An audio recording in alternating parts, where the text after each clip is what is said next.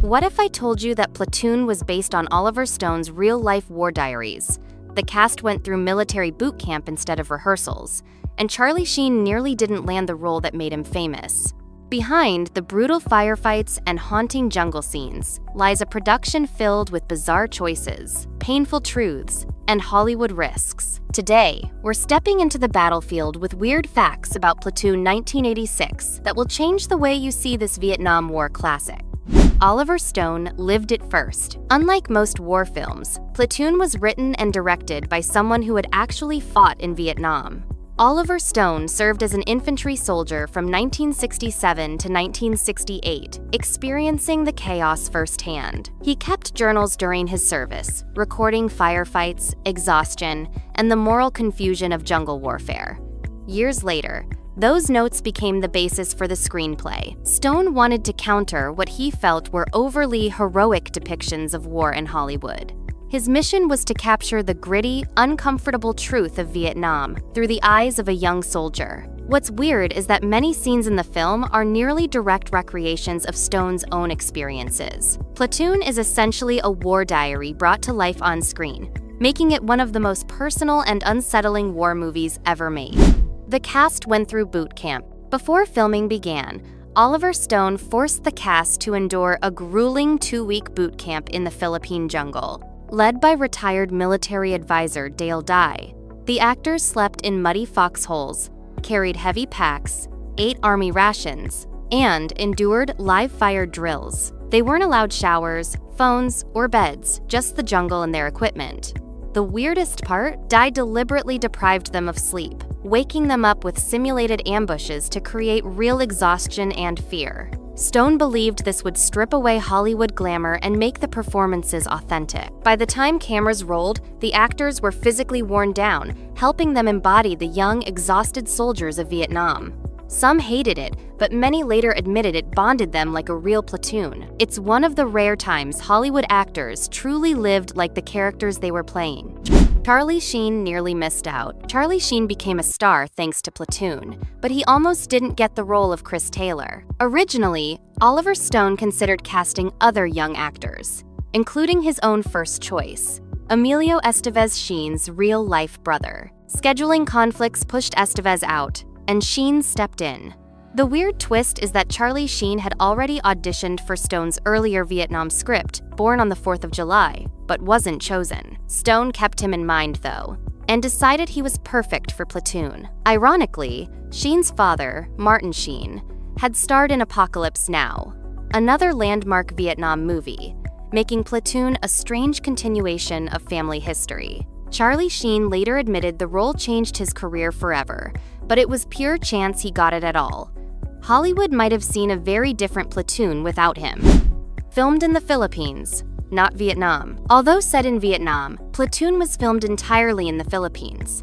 Oliver Stone chose the location for its similar climate, dense jungles, and affordability. However, the weird fact is that filming there came with its own dangers. The cast and crew faced extreme heat, monsoon rains, swarms of insects, and even political instability. At one point, a military coup in Manila almost halted production. Equipment broke down constantly in the humidity, and actors often got sick from the conditions. Stone insisted that this discomfort was essential. It forced the cast into the same misery real soldiers faced. What audiences see as cinematic realism was often just the crew trying to survive the shoot. The fact that the film turned out so polished despite such chaos behind the scenes is almost as incredible as the story it tells. The famous death scene was improvised. One of the most iconic moments in Platoon is the slow-motion death of Sergeant Elias, arms outstretched as he collapses under gunfire. What's strange is that this wasn't staged exactly as planned. Willem Dafoe improvised much of his physical movement, running farther into the jungle than the crew expected. The helicopter pilot capturing the overhead shot didn't know where Dafoe would fall and had to adjust mid-scene. The result was cinematic magic. Elias's crucifix, like death pose, became one of the most unforgettable images in film history. The weird part is that this iconic scene was partly an accident. born from Dafoe's instincts and the chaos of the jungle. Stone later admitted it worked better than anything he had scripted. Sometimes, accidents on set create the most legendary movie moments. The cast divided like a real platoon.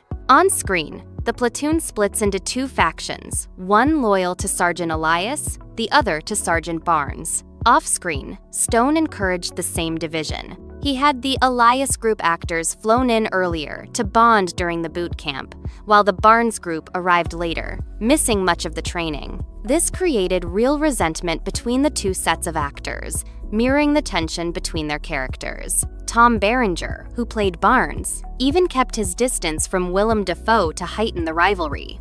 The weird fact is that this psychological manipulation by Stone created genuine hostility that bled into the film. When you see soldiers glare at each other with distrust, it wasn't always acting, it was real tension crafted by the director's unusual methods.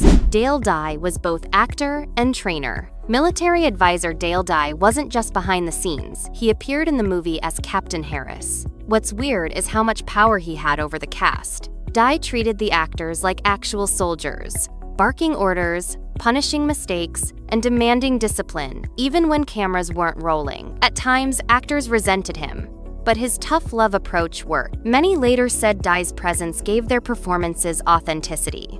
The dual role of trainer and actor was unusual for Hollywood, but it helped blur the line between fiction and reality. The soldiers weren't just playing roles, they were responding to a commanding officer they actually respected and feared. It's a rare case of an advisor literally stepping into the story he was shaping. Stone rejected the studio's ending.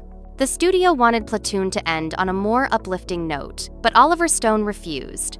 His script concluded with Chris Taylor leaving the battlefield broken, uncertain, and haunted by guilt. Stone insisted this ending reflected his own Vietnam experience. There were no heroes, only survivors. The weird fact is that Stone nearly lost funding by refusing to change the finale, but his stubbornness paid off.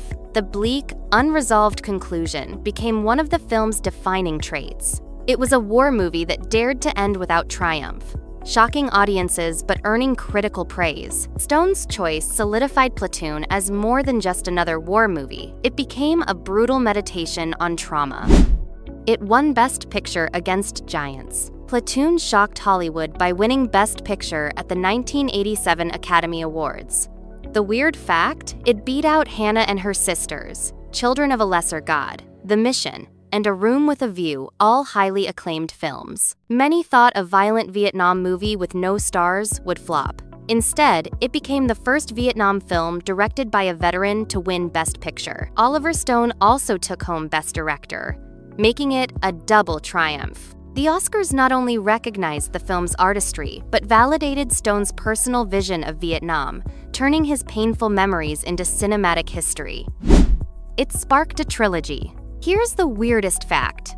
Platoon wasn't just a one-off. It became the first part of Oliver Stone's Vietnam War trilogy. He followed it with Born on the 4th of July, 1989, starring Tom Cruise as a paralyzed veteran, and Heaven Earth 1993, telling the story from a Vietnamese woman's perspective. Each film explored different sides of the conflict. The trilogy is unique because no other Hollywood director has created such a personal, multi-layered account of Vietnam from their own experience. Platoon was the beginning of a cinematic journey that forced America to keep confronting a war it wanted to forget.